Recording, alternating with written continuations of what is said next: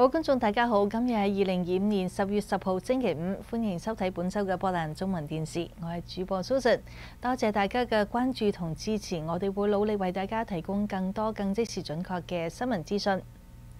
以下就係本週嘅重點新聞：一、泰國市選出首位華人市長；二、波特蘭開放公園擺攤，每日僅需5蚊起；三、賽米預告將大幅縮減服務；四、波維大橋13號起進行維護，將封閉半年；五、CDC 取消全民新冠疫苗建議；六、上訴法庭裁定特朗普不得派兵進入波特蘭。下邊請收睇新聞嘅詳細內容。泰國市議會星期二正式選出胡毅康為新任市長，成為該市歷史上首位華人市長。佢接替上個月辭職嘅前市長Haidilup。胡毅康以5-1嘅票數當選。佢出生喺台灣，童年嘅時候就隨家人移民美國。現為食品同埋藥品法專業律師，曾經擔任泰國規劃會成員同埋運輸諮詢委成員，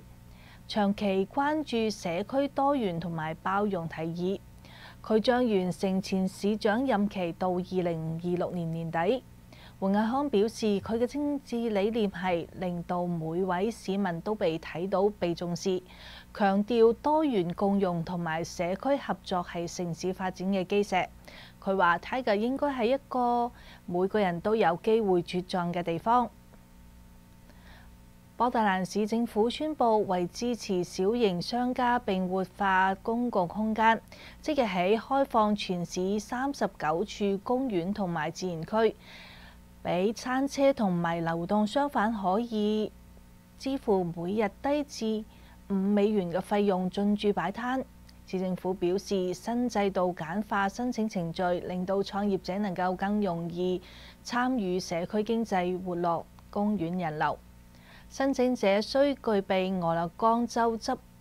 營業執照同埋波特蘭市商業稅務合規證明，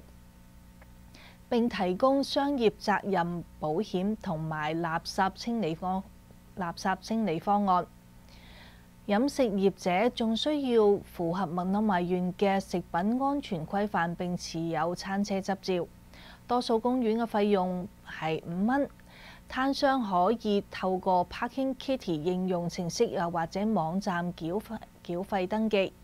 取得每日許可證即可營業。市議員表示，該措施為小型創業者打開新嘅生存空間，亦令到波特蘭公園嘅生活更有活力同埋創意。波特蘭地區公共運輸機構 TriMet 因為預算短缺高達3億美元，宣布將喺11月份分階段削減公車同埋輕軌服務，預計至2023年持續縮編，並開放線上意見調查，邀請民眾參與決策。TriMet 表示，縮減嘅主要原因係營運成本上升、乘客人數下降以及州議會嘅交通經費延遲。雖然新嘅交通稅法已經喺9月通過，但係官員坦承僅能暫時止血，難以解決長期嘅財政困境。首批措施將由11月30號到明年3月陸續實施。多條公交線路次數減少，如35號、52號、77號同埋81號巴士喺晚間9點之後將改為每個鐘頭一班。FX2Division 快速巴士亦將喺早晚非高峰時段延長至每24到35分鐘一班。波特蘭百年地標波維大橋將會喺13號即係星期一起封閉，進行為期6個月嘅大規模整修。施工期間，汽車、公交車同埋 streetcar 均不得通行，僅喺南側嘅人行同埋自行車道維持開放。喺施工期間 TriMet 17號公車將改行 Steelbridge， 波特蘭嘅 streetcar 將改為喺 Terracom Crossing Bridge 繞行東岸後喺波維大橋兩端掉頭，而 AB 環線將合併為單一線路，雙向行駛穿越市中心同埋東岸地區。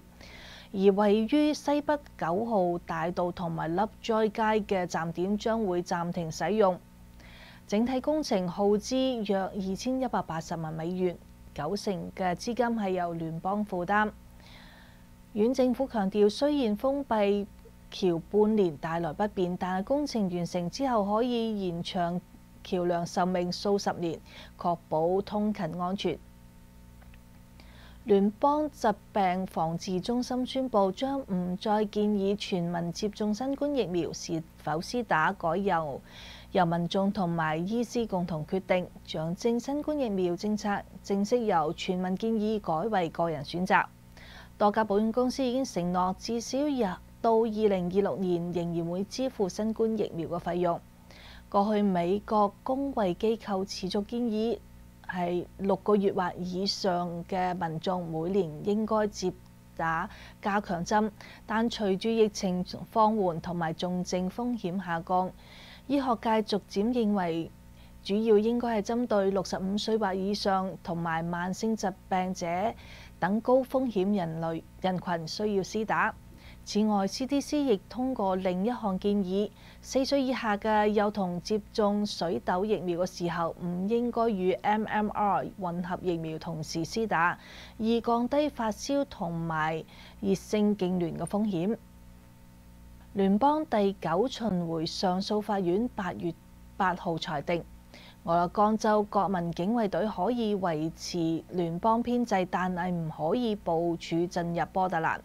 此舉暫時維持現狀，避免衝突升級。總統特朗普喺9月底下令動員200名俄勒岡州警衛隊成員，以保護南波特蘭移民執法局即係 ICE 嘅設施，但先前地方法官已經裁定此舉缺乏法律依據並下令禁令。州檢察長表示，法院裁決令波特蘭保持平靜，唔會出現不必要嘅軍事升級。州長 Tina Kotek 亦強調，波特蘭冇叛亂威脅，唔需要聯邦軍隊加入。以上就係本週嘅重點新聞，佢哋嘅詳細內容可以喺波特蘭新聞嘅網站、Facebook、微信公眾號同埋手機應用程式上面睇到，亦可以請到我哋波特蘭中文電視嘅 YouTube 頻道上面收睇都得。本週嘅波特蘭中文電視就到呢度結束啦，多謝你嘅收睇，下週同一時間再見。